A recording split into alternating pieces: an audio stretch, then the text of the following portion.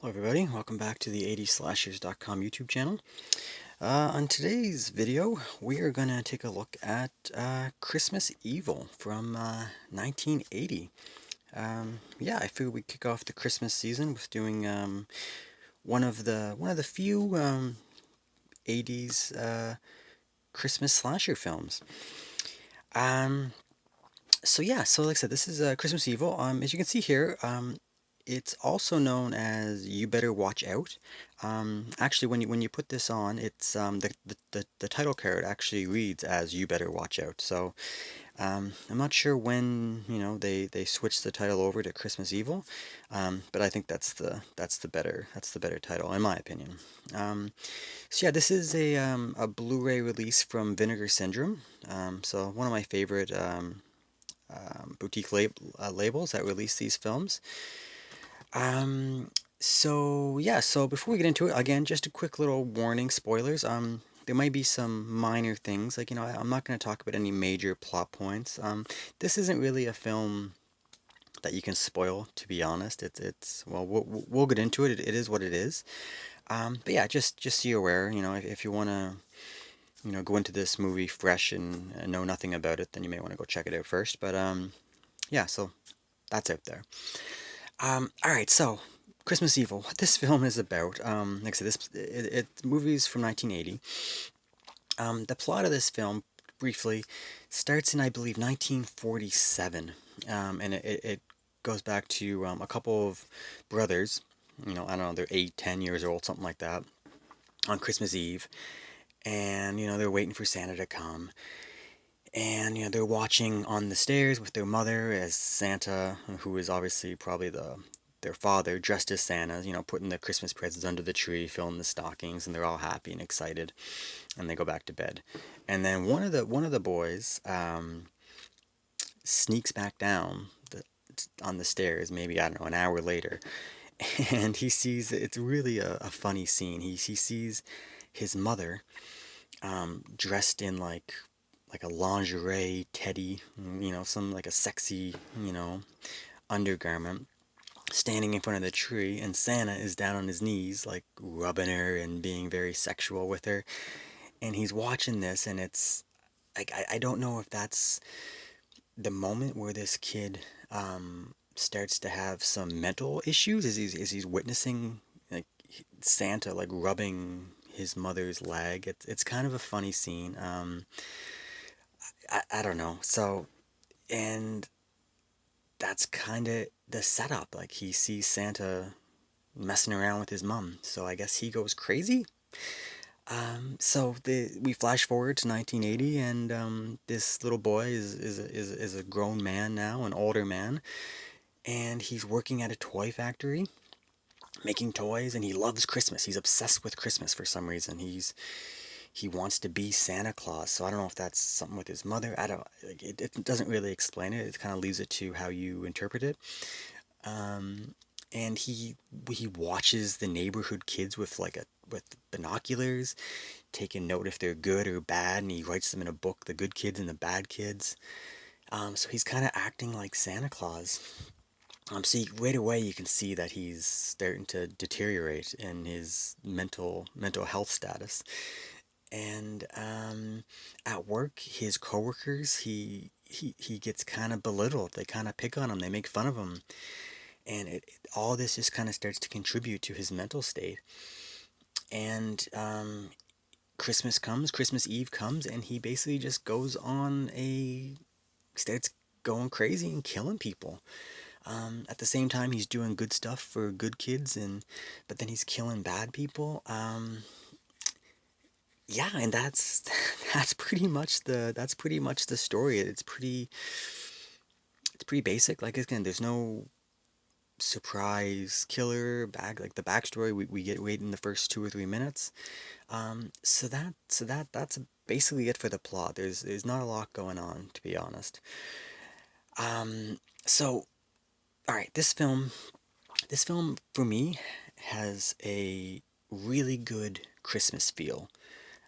It's a good Christmas film. It just feels, it captures the Christmas Spirit. Well, because it does a little back in like the 1940s. So, like when you watch like the Christmas Story, like that's like the 40s and 50s. It has that feel back then, and then when it flash forwards to the 80s, the early 80s, it has that early 80s charm, mixed in with the horror, sorry, with the Christmas film. Um, so yeah, I really like that about this film. It feels good. It's a good Christmas movie. It's something it's good to watch at Christmas time. So yeah, so that's good. Now, if I was to say anything about this film, I'd say this is more of a study of mental illness. The actor who's the main star, his name was Brandon Maggart. He does a fantastic job of showing mental illness and his slow descent, as he gets deeper and deeper into his psychological issues. He does a really good job. But like I said, due to this type of film, like I said, a study of mental illness, it's slow. This is a slow burning type of film, especially if you classify this as a slasher. It's really slow. Um, Now I have to say, the previous film I just reviewed, Mountaintop Motel Massacre, that was my biggest criticism for that, is that it's a slow film. Um, for Christmas Evil, it's not really a bad thing for me, because it has a way, even though it's slow, it has a way of holding your interest. Because like you said, you're kind of slowly watching all the pieces fall into place, um, with his descent into mental illness.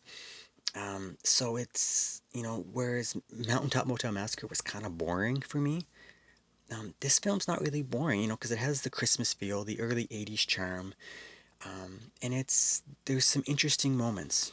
So even though it's a little slow, it's good. Um, so it's a good horror film.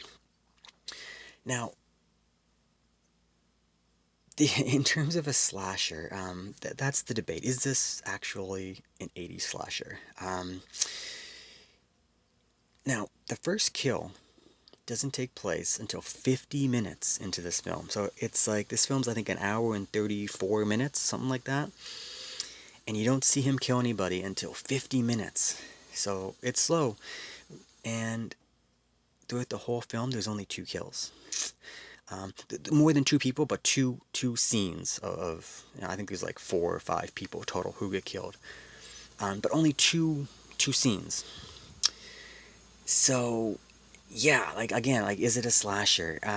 Both of those kill scenes are slasher kills.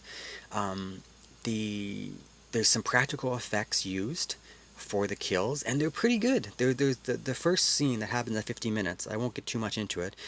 Um, but there's a couple things going on in the scene, and there's some pretty good practical effects. I was like I said, it took 50 minutes to get there, but when it did, I liked what I saw. I liked the little bit of kills. For in terms of the practical effects. So it was okay. So yeah, it's like I said, it's not your typical film like for that. And since we're talking about kills, nudity, no nudity.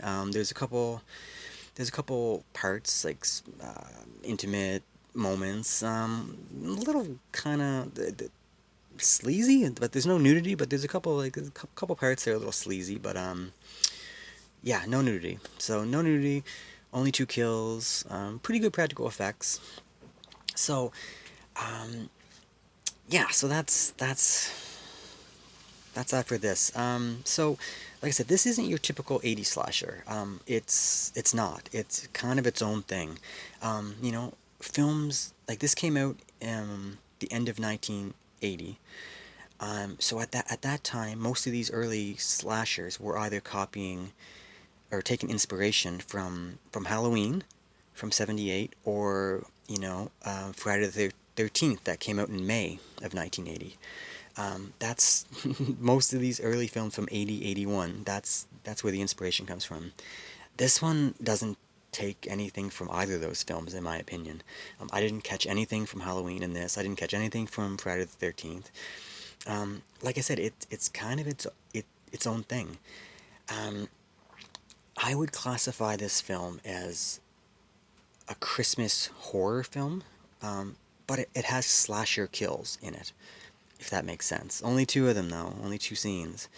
So, if you're looking to watch this, I recommend it because I liked it. I thought it was a good film. It was fun. It's kind of like it's more of a drama, like I said, because it's a study of this one man's mental state. So it's kind of a horror drama with slasher kills, if that makes sense. That's how I would classify it.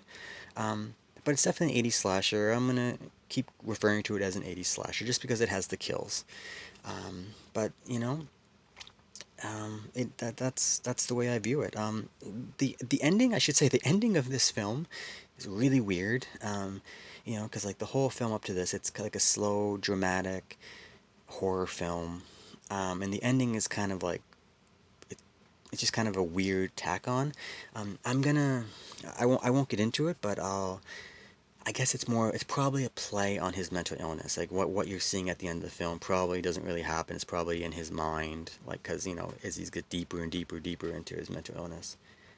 Um, that's the way that I take it. Which is if that's what the filmmakers meant by it, that's fine.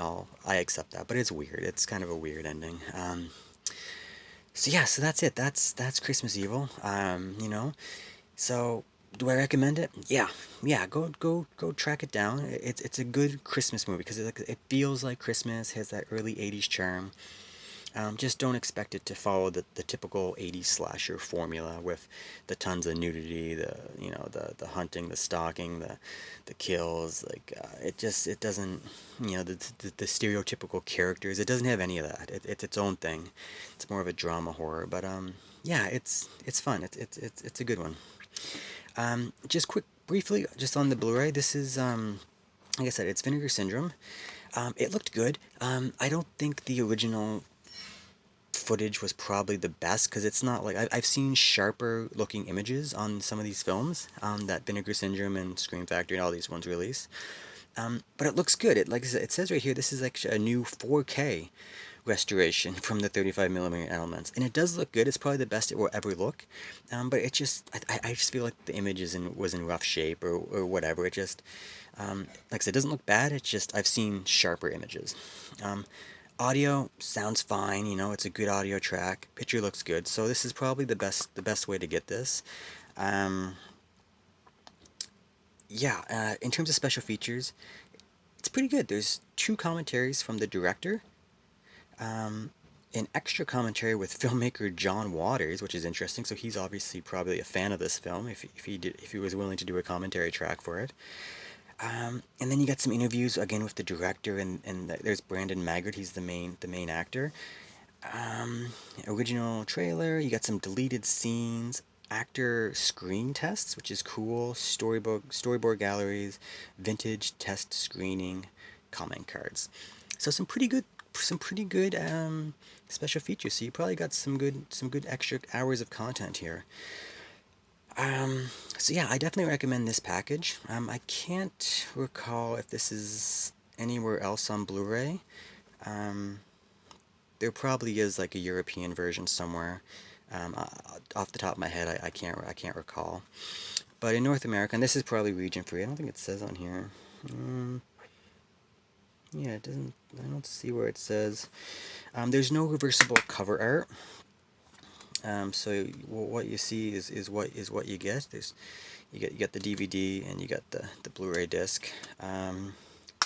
But yeah, this is a good version to get. I would definitely recommend it. And like I said, it's a good film. It's an enjoyable Christmas film.